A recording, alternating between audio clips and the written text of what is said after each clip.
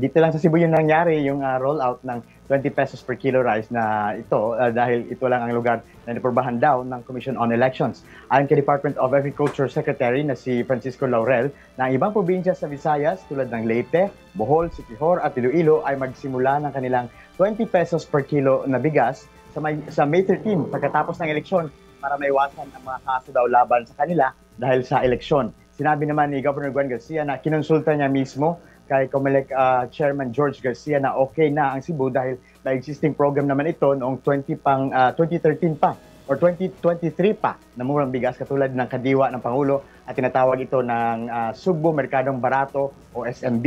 Ang pinayagan lang na bumili ay yes po. Oo, ibig sabihin bukas May 2, diretso pa rin yung pagbebenta diyan sa Cebu. Binigyan silang exemption.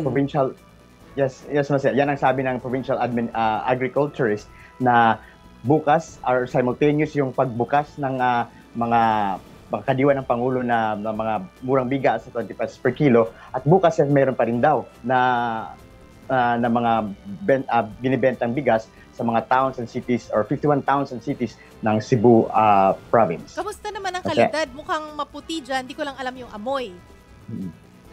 Actually, nagkuha tayo ng isang sample kanina pag launching at medyo brownish naman yung bigas. Hindi naman ganun kaputi, pero ang sinabi ng isang mamimili kanina na parang fresh harvest yung amoy ng bigas at pwede naman daw itong hugasan ng kahit isang beses ay magiging puti na ito.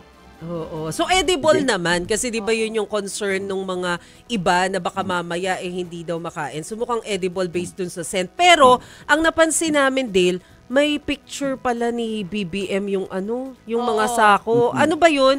I wonder if tanggap ba 'yun ng Comelec? Okay lang ba 'yun? Ang sinabi, hindi naman nakonsulta ng Comelec, pero ang nakita natin kanina yung plastic bag, yung puting plastic bag ay may picture ng presidente at meron ding nakasulat doon na P20 bigas meron na. P20 or the PBBM yung acronym na ginawa ng nakalagay doon sa plastic bag. Yung sabi P20 bigas meron na. So it's PBBM acronym yung at promise fulfilled. May nakasulat din na promise fulfilled yung nakalagay doon sa plastic bag. Ano ba? Bilhan mo ng bigas. Hindi siya kakandidato. Oo nga, hindi siya kandidato pero kasi syempre siya yung nag-i-endorse sa alyansa. Pero come to think of it, hindi naman siya kandidato. Technically. Pero Dale, hanggang kailan daw ito?